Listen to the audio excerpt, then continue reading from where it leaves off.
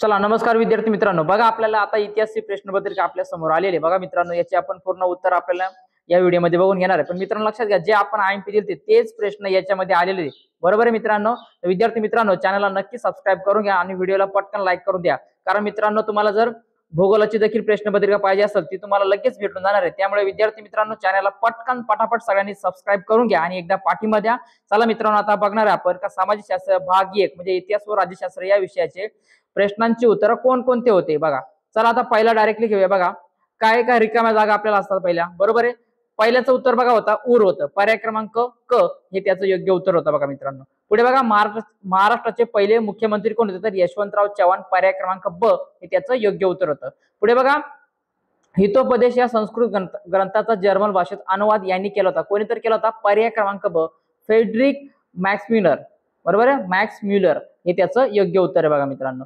पुढे बघा आता पुढील गटातील चुकीची जोडी ओळखायची होती तुम्हाला, बघा हे आपलं झालं होतं, बरोबर आहे। बघा याचं उत्तर होतं शेवटचं बघा पर्याय क्रमांक 4 एकच प्याला अण्णासाहेब किर्लोस्कर।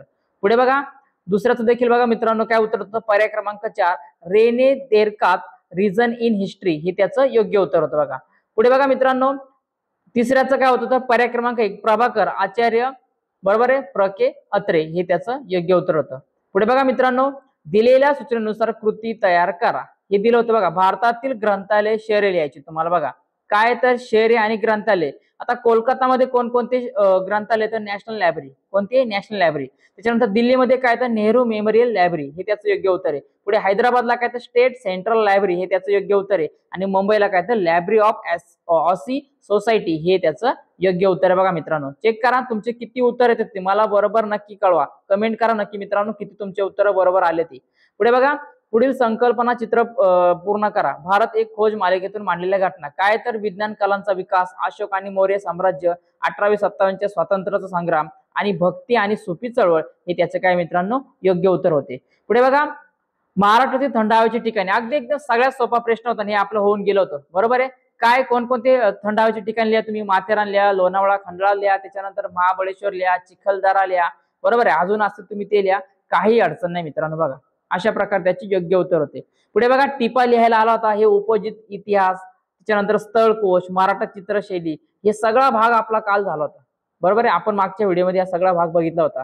पुढे बघा मित्रांनो फुको यांच्या लेखन पद्धतीला ज्ञानाचे पुरातत्व म्हटलं ते, हे तुम्हाला बोललो होतं का आयएमपी सगळ्यात हे विचारलं होतं। त्याच्यानंतर बघा बखर ऐतिहासिक हे आपलं होऊन गेलं होतं। त्याच्यानंतर चित्रपट माध्यमात इतिहास हा विषय महत्वाचा आहे आणि तंत्रज्ञानाचा इतिहास अभ्यासावा लागतो, बरोबर आहे, हे आपण बघितलं होतं आणि तुम्हाला सांगितलं होतं हे आयएमपी याला टिक करून घ्या। पुढे बघा मित्रांनो आपण मागच्या जो प्रश्नपत्रिका आपण त्याच्यामध्ये जो उतारा होता ऍज इट इज उतारा आला होता बघा मित्रांनो। तुम्हाला म्हटलं होतं का हा उतारा खूप आणि खूप महत्वाचा आहे, बरोबर आहे। बघा काय होता पहिला का 1936 मध्ये भारतीय हॉकी संघाचे संघनायक कोण होते, तर मेजर ध्यानचंद होते। कोण होते मित्रांनो, तर मेजर ध्यानचंद होते। भारतात कोणता दिवस राष्ट्रीय क्रीडा दिवस म्हणून साजरा केला जातो, त्यांचा मेजर ध्यानचंद यांचा जन्मदिवस हा 29 ऑगस्ट हा क्रीडा दिवस म्हणून साजरा केला जातो। तिथं फक्त मेजर ध्यानचंद यांचा जन्मदिवस किंवा 29 ऑगस्ट लिहिलं तरी तुम्हाला मार्क मिळून जातील। हॉकी विषय आपले मत लिहायचे होते, काय तर हॉकी हा भारताचा राष्ट्रीय खेळ आहे, तो किती जणांमध्ये खेळतात, कुठे खेळतात, कुठे स्पर्धा होतात, कशा होतात, तुमच्या भाषेमध्ये तुम्हाला याचं उत्तर लिहायचं होतं। पुढे बघा स्त्रीवादी इतिहास लेखन म्हणजे काय हे सांगितलं तुम्हाला, सगळ्यात आयएमपी प्रश्न बोललो तुम्हाला, बरोबर आहे।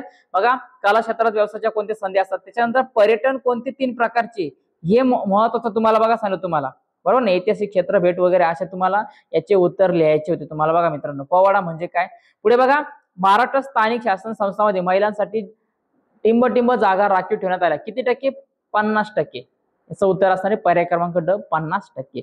शेती उत्पन्न वाढण्यासाठी काय तर हरित क्रांती, याचं उत्तर काय मित्रांनो, हरित क्रांती, पर्याय क्रमांक ब याचं योग्य उत्तर आहे। पुढे बघा विशिष्ट चुकी बरोबर होतं बघा, विशिष्ट प्रसंगी निवडणूक आयोग एखाद्या मतदारसंघात पुन्हा निवडणुका घेतात, बरोबर आहे।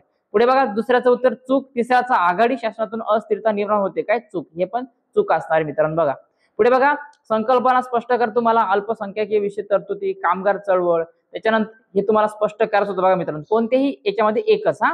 पुढे बघा निवडणूक आयोग, निवडणूक आयोगाची भूमिका काय, तर मतदारसंघाची निर्मिती करणे किंवा मतदार यादी तयार करणे, मतदार काय करतो तर मतदान करतो आणि आचारसंहितेचं काय करतो तो पालन करत असतो, बरोबर आहे, हे त्याचे योग्य उत्तर असणार आहे। पुढे बघा शेवटी काय दिले, भारतीय लोकशाही समोरील सामाजिक आव्हाने कोणकोणती, ती दहशतवाद, भ्रष्टाचार, जमातवाद, राजकारणाचे गुन्हेगारीकरण, साक्षरतेचा अभाव, दुष्काळ, गरिबी, धर्मवाद, हे सगळे याचे मित्रांनो योग्य उत्तर असणार. कमेंट करा मला तुमचे किती उत्तर बरोबर आले ती.